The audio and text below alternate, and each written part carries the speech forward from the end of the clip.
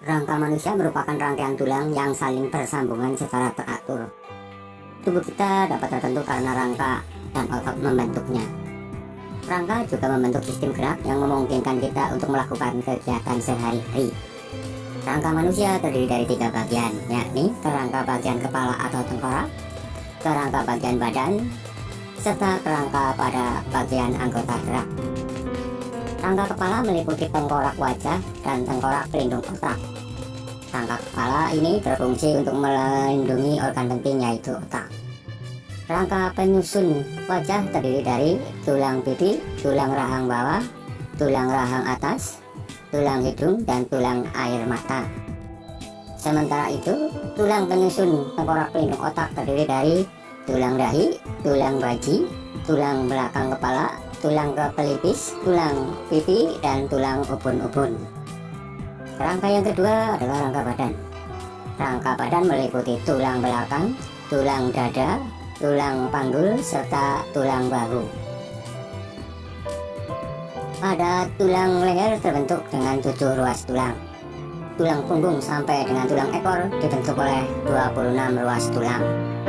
Sehingga banyaknya ruas tulang leher sampai dengan tulang ekor adalah 33 ruas tulang. Di bagian rangka badan depan ada tulang-tulang rusuk yang melekat pada tulang dada. Tulang rusuk terdiri atas tulang rusuk sejati 7 pasang, tulang rusuk palsu 3 pasang, serta tulang rusuk melayang sebanyak 2 pasang. Tulang dada terdiri dari 3 bagian, yaitu hulu atau badan serta taju pedang. Di atas rongga dada ada rangka bahu. Rangka bahu terbentuk dari tulang selangka dan tulang belikat. Di bagian badan bawah ada rangka panggul atau gelang panggul. Pada gelang panggul terbentuk dari tulang usus, tulang duduk, dan tulang kemaluan. Yang ketiga adalah rangka anggota gerak. Rangka anggota gerak terdiri atas rangka penyusun tangan dan rangka penyusun kaki. Tangan disebut anggota gerak bagian atas, sedangkan kaki disebut sebagai anggota gerak bagian bawah. Tulang-tulang penyusun anggota gerak atas terdiri dari tulang lengan atas, tulang pengumbil, tulang hasta, tulang pergelangan tangan, tulang ruas jari tangan, serta tulang telapak tangan. Sementara itu, tulang penyusun anggota gerak bawah terdiri dari tulang paha, tulang kering, tulang betis, tulang tempurung lutut, tulang telapak kaki, tulang pergelangan kaki, serta tulang ruas-ruas jari kaki. Rangka tubuh manusia memiliki beberapa fungsi. Fungsi rangka antara lain sebagai berikut. Yang pertama, rangka tubuh berguna memberi bentuk pada tubuh manusia. Yang kedua, rangka berguna untuk menopang tubuh manusia. Yang ketiga, rangka berguna untuk melindungi organ-organ tubuh di bagian dalam. Yang keempat, rangka juga berguna sebagai alat gerak pasif manusia. Rangka manusia juga berguna sebagai tempat melekatnya otot di dalam tubuh manusia. Rangka manusia menjadi tempat penyimpanan mineral, khususnya fosfor dan kalsium. Rangka manusia juga menjadi tempat terbentuknya sel-sel darah merah. Proses ini terjadi di bagian tulang pipa yang menjadi tempat terbentuknya sumsum merah. Kita awali dari pengertian. Hubungan antara tulang yang satu dengan tulang yang lain disebut persendian. Pada ujung-ujung tulang terdapat tulang rawan yang merupakan bantalan, sehingga tulang tidak langsung bertemu dengan tulang yang lain. Tulang-tulang pada persendian diikat oleh suatu bahan yang kuat dan lentur yang disebut ligamen. Ruang yang terbentuk antara kedua tulang itu terisi oleh cairan atau minyak sendi yang disebut cairan sinovial yang berfungsi sebagai pelumas tulang. Pelumas tulang ini dihasilkan oleh membran sendi atau yang disebut dengan membran sinovial. Nah, berikut merupakan gambar struktur sendi pada manusia. Lihat di sini ada 2 tulang yang terhubung oleh sendi. Nah, dalam sendi itu ada minyak sinovial dan juga ada cartilago sendi atau jaringan tulang rawan pada sendian. Sekarang kita lihat berdasarkan sifat geraknya, sendi dapat dibedakan menjadi 3 jenis. Yang pertama adalah sendi mati atau sinatrosis, yang kedua adalah sendi kaku atau amfiartrosis, dan yang ketiga adalah sendi gerak atau diartrosis. Kita lihat yang pertama, sendi mati atau sinatrosis. Sendi mati adalah hubungan antara tulang yang tidak dapat digerakkan. Contohnya pada tulang tengkorak. Pada tulang tengkorak, persendian ini disebut dengan istilah sutura. Yang kedua, sendi kaku atau amfiartrosis. Sendi kaku adalah sendi yang dapat digerakkan namun hanya terbatas geraknya. Contohnya, yang pertama pada sendi pada ruas tulang belakang, yang kedua persendian antara tulang betis dan tulang kering, dan yang ketiga adalah persendian antara tulang rusuk dan tulang dada. Yang ketiga, sendi gerak atau diartrosis. Diartrosis merupakan sendi yang dapat digerakkan secara bebas. Sendi gerak ada 5 jenis. Yang pertama sendi engsel, yang kedua sendi geser, yang ketiga sendi peluru, yang keempat adalah sendi pelana, dan yang kelima adalah sendi putar. Kita lihat yang pertama, sendi engsel. Sendi engsel memungkinkan gerakan satu bidang pada satu bidang, seperti pada engsel pintu atau jendela. Misalnya persendian pada siku, persendian pada lutut, dan ruas antar jari.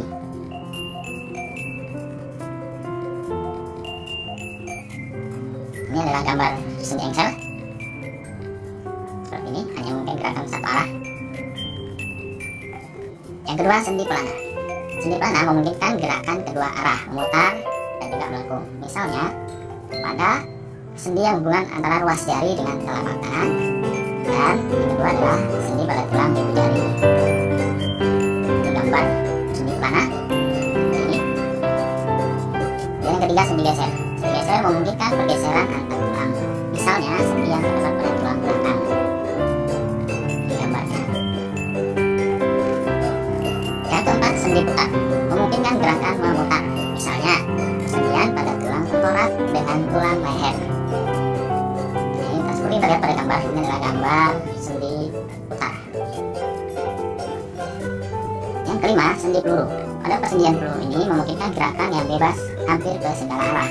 Misalnya persendian antara lengan atas dengan bahu, dan sendi antara gelang bahu, gelang panggul dengan tulang paha. Seperti yang terlihat pada gambar, ini adalah gambar sendi peluru. Berikutnya kita bahas tentang gangguan atau beberapa kelainan atau penyakit pada persendian. Yang pertama adalah artritis atau radang sendi. Radang sendi diakibatkan oleh adanya infeksi mikroorganisme. Nah, gejalanya adalah bahwa cairan sendinya kering. Nah, di masyarakat atau di dunia medis ini sering juga disebut penyakitnya adalah rematik yang banyak menyerang orang lanjut usia. Yang kedua adalah dislokasi atau bergesernya sendi karena gerakan yang tidak sempurna. Dan yang ketiga adalah terkilir atau tertarik. Nah, ini istilah lainnya adalah tertariknya ligamen. Nah, kalau bahasa sayangnya mungkin adalah seo. Nah, berikutnya tentang otot. Nah, otot merupakan alat gerak aktif. Intinya sebenarnya otot yang menggerakkan gerak makhluk hidup. Kita lihat yang pertama tentang karakteristik atau sifat dari otot sendiri. Ada 3 sifat otot. Yang pertama adalah kontraktibilitas, adalah kemampuan otot untuk memendek dari ukuran semula. Yang kedua adalah ekstensibilitas, adalah kemampuan untuk memanjang dari ukuran semula. Dan yang ketiga adalah elastisitas, atau kemampuan otot untuk kembali ke ukuran semula. Jadi otot itu bisa memanjang, bisa memendek, dan juga bisa kembali ke ukuran semula. Sekarang kita lihat jenis-jenis otot. Yang pertama adalah otot lurik atau rangka. Berbentuk memanjang, silindris, dan ujungnya tumpul. Memiliki banyak inti sel yang terletak di tepi. Bekerja secara volunteer atau otot sadar. Operasinya cepat tetapi mudah gerak. Dan yang berikutnya adalah menempel pada rangka atau tulang. Nah, otot ini kalau dalam bahasa sehari-harinya yang disebut dengan daging. Yang kedua adalah otot poros. Berbentuk gelondong, memanjang, dan ujungnya runcing. Memiliki inti sel satu terletak di tengah-tengah. Bekerja secara involunteer atau tak sadar. Kontraksinya lambat, tahan lama, dan tidak mudah lelah. Otot poros ini banyak terdapat pada dinding-dinding saluran pernapasan, saluran pencernaan, saluran reproduksi, maupun pembuluh darah. Yang ketiga adalah otot jantung. Berbentuk memanjang, silindris, dan berserabut. Memiliki inti sel terletak di tengah. Bekerja secara involunteer, tak sadar. Kontraksinya bersifat kuat dan berirama, terdapat hanya di jantung. Ini adalah gambar jenis-jenis otot. Otot poros, jantung, dan otot rangka. Sekarang kita lihat sifat kerja otot. Yang pertama, sifatnya adalah antagonis. Merupakan kerja dua otot yang berlawanan. Bila satu otot berkontraksi, yang lain berelaksasi. Ada 2 jenis gerakan, yaitu fleksi dan ekstensi. Contohnya, ini pada otot bicep dan otot tricep pada lengan atas. Saat bicep kontraksi, maka tricep pasti relaksasi, dan sebaliknya. Sifat yang kedua adalah sinergis.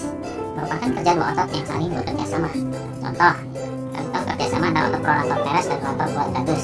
Ini terlihat dari gerakan menelungkup dan menengadah pada telapak tangan. Berikutnya gangguan atau kelainan pada otot. Yang pertama adalah atrofi, yaitu ototnya mengecil dari ukuran semula.